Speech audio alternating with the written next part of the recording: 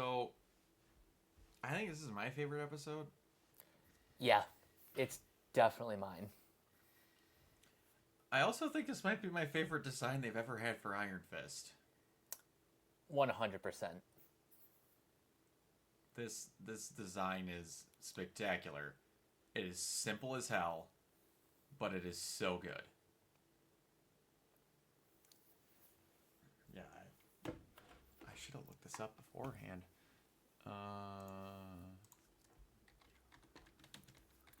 I don't think it's controversial to say that this episode was a better service to that title than the entirety of the Netflix series. You don't say. Yeah, I don't think that's all that controversial. And it was a brand new version of Iron Fist. Did worlds better.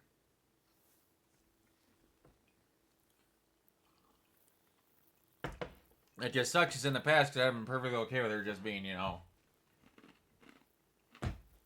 in the future. Yeah, that's like the one downside, because I really do like this character. Yeah, Girani's great. So, I felt like I was watching Marvel's Mulan this entire time.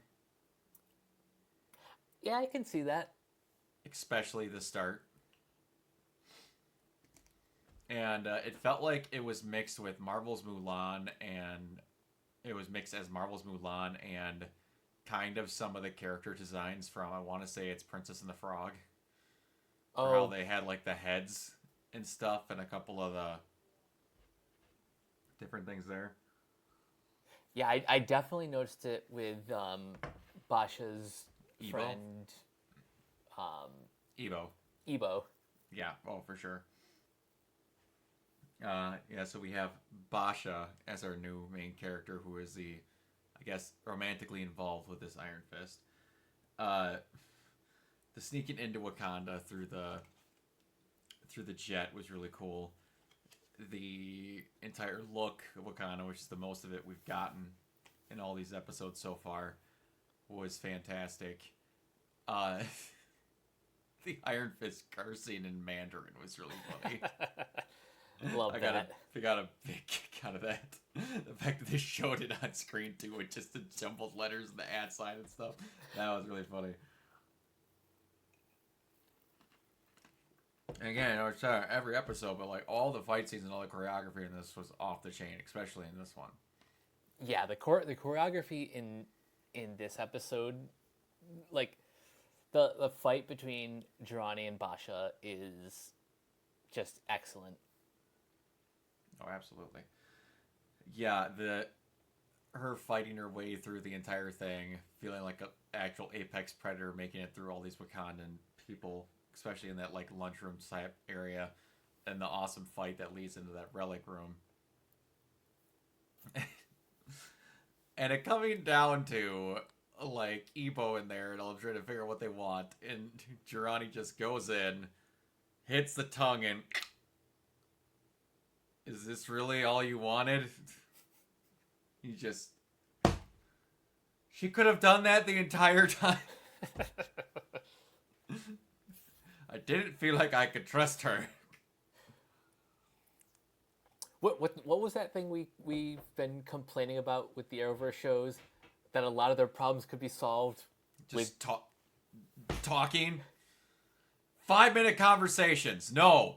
We are going to wait 14 episodes for a mid-series reveal for this conversation that would have cut this show by 18 episodes if we just would have had a 5-minute conversation every season and every show. I loved most of those shows. I really did. But my God, you could have had 19 seasons if we would have had them as short as you wanted if they just would talk to each other. Yeah, it's just, if all you wanted was the tongue, you wouldn't have to lie to me. We could have broke it off and no one would have been the wiser. I could have just really slipped it in your sleeve and no one would have noticed. But I just love how it all just came down to that. Yeah, but I do love how, like, he cannot get the tongue out. So he drapes his jacket over it, and you think he left with nothing. No, he just ripped the entire head clean off the statue, which was easier than getting the tongue out, which shows you how tough vibranium is. Mm-hmm. But, yeah, it's very cool getting to see that. And the very end, where he shuts the door on Girardi, and he's just like, no, actually, this is a training exercise that Evo coordinated from the very start when he sent the fake distress call from the quartermaster of the plane. Isn't that right, Evo? Yes, absolutely. It's like he rolled a natural D20 on just complete BS. A complete bullshit. He said, I will lie to my superior officer. Roll for initiative. You rolled a 40. How did you roll a 40 on a D20? Yeah, it's, it really sucks for, like, this Eyes of Wakanda. Like, my favorite character in the entire show so far has been this Iron Fist. We've gotten roughly 4 minutes of, and we're never gonna see her again.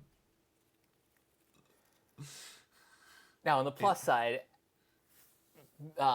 based on what I've been hearing about this episode, it sounds like there is starting to actually be some interest in Iron Fist again. So, man, I hope so, because they need to fix that with Jessica Jones coming back in season 2, and I can only imagine freaking Power Man's not that far away. Your one blight spot in, like, the entirety of the Netflix era needs to get fixed. And that was not Finn Jones' fault. no. That show was ass.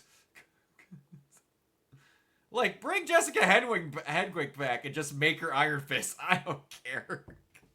Dude, something. Exactly. Like, it was really ridiculous how Shang-Chi was just like, yeah, we don't need Iron Fist anymore. But getting to see that, like, if you could fix that and get those two on screen together, it would be magical. Mm-hmm.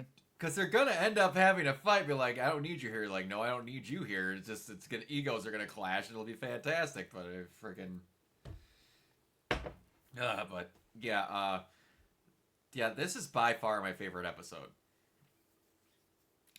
I don't know what the next one's going to do to try and top that as the finale, or even what it's doing as a finale, since there's been no actual connective tissue between these besides the fact that it stars Wakandans.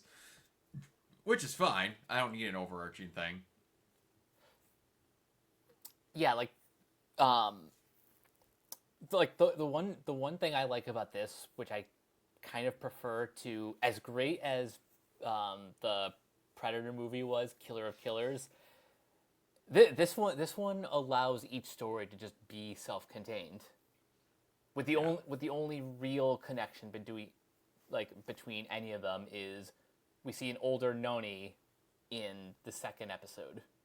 Yeah, it's one of the many things where I wish long-running series of stuff would just take the JoJo's route, where it's 12 years later, oh man, my son or grandkid's into some stupid shit, and good old Uncle Jotaro will show up for like 5 minutes. Other than that, it's all new, and the only connective tissue is, my god, does Dio hate the Joestars? Like, you forget about it for one season, nope, 2 of them, but then Dio's little magical buddy, Mr. Poochie's back, and it's just, it's nice to have things move on and have different things when the set of the idea is cool, but you can introduce more cool stuff, and it feels natural, it feels refreshing, and it's awesome when you can pull it off in the right ways. Yeah, interested to see how they end it. But, yeah. We will see. Mike, where can everybody find you? You guys can find me on various social media sites at Captain K42. You can check out my quick thoughts on letterboxd.com/CoachK42. And you can follow Renegade Pop Culture on Facebook and Blue Sky at Renegade Pop Culture. You can also find us here on YouTube, on Podchaser. Consider supporting our Patreon at patreon.com/Renegade Pop Culture. Listen to all of our podcasts on Spotify, Apple Podcasts, or wherever you listen. And last but not least, everything can be found at renegadepopculture.com. You can escape, so do we. Absolutely, and you can find me everywhere at Organoid Zero, mainly on Twitch and YouTube. If you are interested in Ghost of Yote, I will be doing a giveaway for the Digital Deluxe Edition at the midnight launch of the game on October 3rd. So if you are interested in it, all you have to do is be subscribed to my Twitch channel and watch it during the giveaway. Yes, Manny, I'm talking about you. If you are not watching and your name gets announced, I will re-roll it for the people that are watching during the giveaway. $5 to win something that's worth $80. I think that's a pretty good deal. If you're into cosplays and conventions and such, you can go over to my Instagram at Organoid0. That's where all of that stuff is at. Until next time, we will see you all later. Bye.